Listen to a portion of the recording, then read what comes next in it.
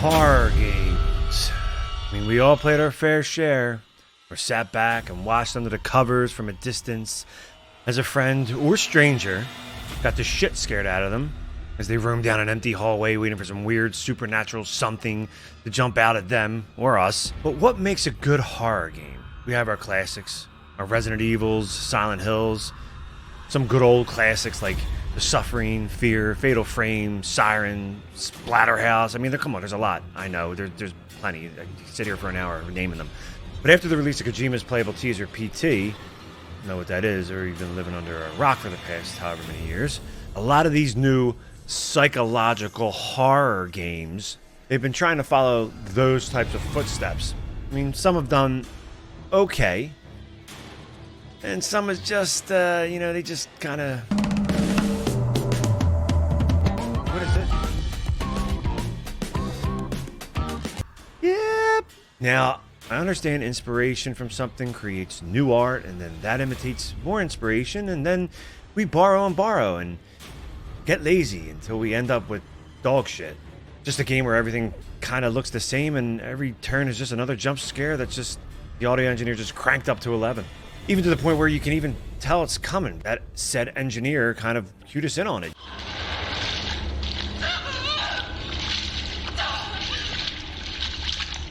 You know, you got the YouTube videos with the people who's got the heart attack face, like that, and next to the title, next to their face, it says, "Most disturbing game ever." And then you play that wet turd in a plastic bag, and then you get this. We got Sushi Smash. Okay. What games are they playing? Like, what are they playing? I don't know what's happening anymore. Let's put it that way with these games. You need to step it up. I'm going to give you a few that I played, because I played almost every single one on Steam, even like the 99-cent ones. I mean, you name them, I probably played them. And these are just some titles that are good. I mean, I can make a huge detailed video on a bunch if you really want, but here's around 6 games that kind of come to mind when I instantly think of recent horror games that kind of stuck with me. They're like the first ones that pop in my head. List some honorable mentions, too. Okay, so it'll probably be like 10 games that I'll mention. It might be more, who knows? Now, just to be clear, I'm not picking the usual expected popular titles. And even some of the ones that I list now, they're probably already listed in other videos, but I tried to find some weird ones that recommend some other ones. Maybe some ones that I might not have played. You could do that, too. Yeah, you know what? Do that. Write that down there. Anybody sees this video, write it down there. And be like, hey, have you ever tried this game? I'm trying to find a good game, Picking up what I'm throwing down. All right, first one, Visage. Visage? We're gonna go with Visage. So Visage it's a single player, it's a first-person psychological horror game by Sad Square Studios. That was the kind of like the first one to follow that PT style, that formula that Kojima did with PT, with the eerie, creepy madness of, roaming through a house. And to even give more credit to it, Visage may have contributed to a lot of the games following trying to imitate that PT formula, because Visage did a solid job at it. You could see the inspiration behind it, but it covers like the aspects of a good horror game, and that that style, that psychological aspects, the great visuals, the incredible tension that you get throughout the game, and the audio was done really extremely well. Like, you hear the damn thing behind you breathing on you and freaks you out. And I feel like that's where these horror games really need to focus, because the audio plays a big part. I mean, I always say, like, try it. If you play a scary game and you're starting to get scared, turn the volume off. It's not scary anymore. I mean, something might jump out at you and you're going to miss it because of the jump scare. But if you play Resident Evil with no volume, you won't be scared of a damn thing. And the sound design to give you that feel, to put you in that. But if your audio sucks, the game it's not going to have the right effect. But Visage follows the formula where the aspects of the environment change based on the progress and exploring, and you have light sources that you will need to make your way through it. And if you're in the dark too long, you got your sanity meter, and that does play a psychological effect on the character that you're being. So that's pretty cool. I'd be curious to see what Sad Square comes up with next. Song of Horror. This was a pretty cool one, and I'm going to be honest, I thought this game was going to suck at first. I mean, it looked kind of clunky, which it kind of is, but it's supposed to be done like the old RE style, fixed camera, but the story plays a bigger part, and it's how it's implemented throughout. I mean, it had good, you know, really great sound, really good graphics. I mean, the story was great. Supernatural forces, like this AI presence that you never know what it's going to do, what it wants to do to come after you. So it's unpredictable. And the cool thing is, you start off with a bunch of characters, but there's permadeath. So when you go in, it's an episodic series. So when you start an episode, you know, each character has their own story and background. If you die in that, you know, if you get halfway through one of the episodes, you have to start again from the beginning, but as one of the different characters. So it's almost like, oh, that person went into the house, they died, I'm gonna go see what happened. So you will know things and what to do, plus there'll be things that were already done based off the character before you. So it's kind of a cool thing, but when you run out of those characters, you're done.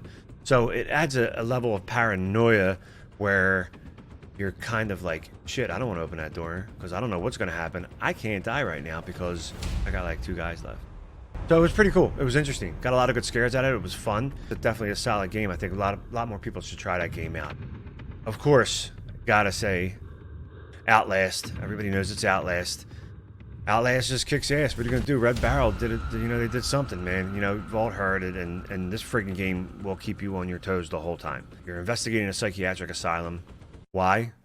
You know, why do people investigate? They could just leave. All these games, it's like, oh, so-and-so's looking for his mother in this house, or this person's looking for the dead person that disappeared. This person's the journalist. They're all journalists looking for stuff. Just, what are you doing? Like, just leave. Who cares? Like the minute like in Outlast, one of the big naked dudes, you know, the naked twins start chasing you, you know, with their junk flying all over the place. It's the naked man tucking your junk. Naked man. In your junk, you know. I was like, I'm out of here, but by then it's like kind of too late. It's not a spoiler, by the way, too. They don't leave you alone. Yeah, they chase you with their junk out. So, but the minute you go into that asylum, guess what? Shit goes sideways straight from the door, and the whole game is just like you're hiding under beds, you're hiding in lockers, and they find you. They're gonna find you if you don't do it fast enough. You're done. They're psycho bastards. Outlast, it's madness from beginning to end. If you're going to play it, you might as well play the Whistleblower DLC because it continues on. I mean, I won't say anything, but it continues on with that story, which is really cool. And then Outlast 2 was friggin' wild. It was crazy, like the stuff that went on. Very, very crazy, batshit nuts. But it was awesome. If you like that kind of stuff, I do. Stuff. Check it out. Do it. This one's pretty cool, interesting one. At Dead of Night. Okay, now listen. This one's a little odd, man. It's like a horror film, horror game. It's like a movie. It's a full motion video, an FMV, if you're familiar with them.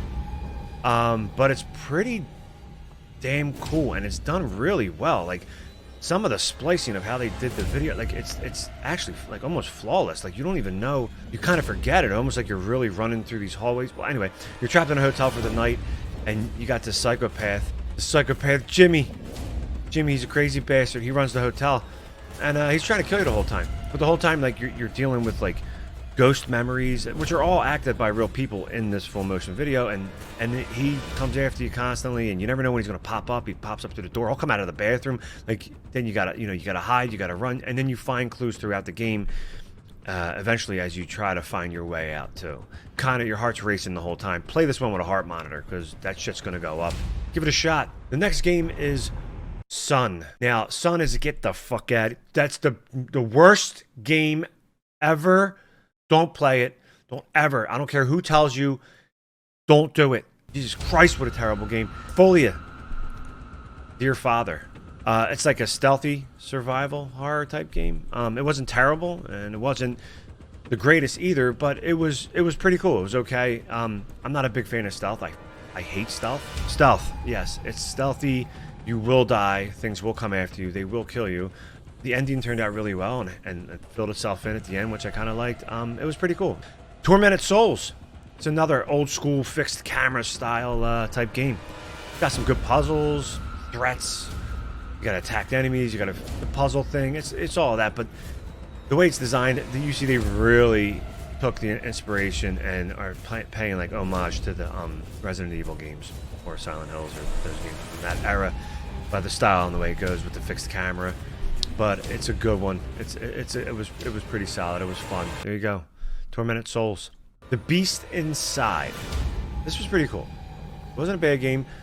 Drug on a little bit, but I think it might have been more me than the game, because I got stuck on a couple spots. But it's a very weird story. Opens up, same thing, you know, house, creepy things happen, supernatural, this and that. Find clues, you do this, you do that. The same thing, kind of, but a lot of these games have, because that's all they do now, is they do this shit. But it was a little different than, you know, had something more to it. Check that one out too, you know, if you want to. Honorable mentions, I'll throw a few in there. The Little Nightmares games are awesome. The art is amazing. They're definitely worth a shot. I don't know if they're still on Game Pass, but if they are, just play them, because guess what? It's good stuff. I was going to say The Evil Within, but I guess I feel like The Evil Within games should be thrown in there with the Resident Evil games, because I feel like that should just be in there with those games. But if you came across that game and you're like, oh, should I play it? I don't know if I keep saying it, but I never play it. Just play the damn game. Evil Within's awesome. Got its own style, got its own thing. All right, these are the last ones, and we're going to wrap it up. Okay, don't hear nothing. The Alan Wakes are good. They're good games. They're not really scary. I mean, they could be, depending on how scared you get with games. They've been out for a long time. They're going to be coming out with a new one. So if you never played them, I would play them. They're interesting. They're set up like the TV series. You know, like you're watching a TV series like back in the day. It's like very Twilight Zone-y, and you know, it's got a lot going on. But that game's been out forever, so I'm not even going to explain it. There's millions of videos you can watch talking about that game. I'm going to put links to all these games downstairs in the description. If there's a video that I played of it, I'll put that one there. If there's anything I think is interesting, just click down there, or click wherever, do your thing downstairs. You know, just throwing some games out there. If you're bored, you don't know what to play, and you've made it this far, good on you. Because you probably didn't, but if you did, I love you.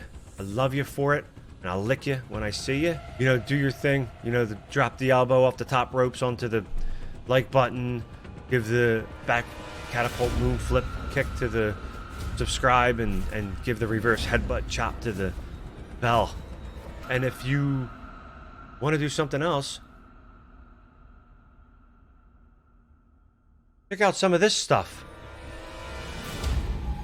That's if it pops up. I do that sometimes and it doesn't pop up. I don't know.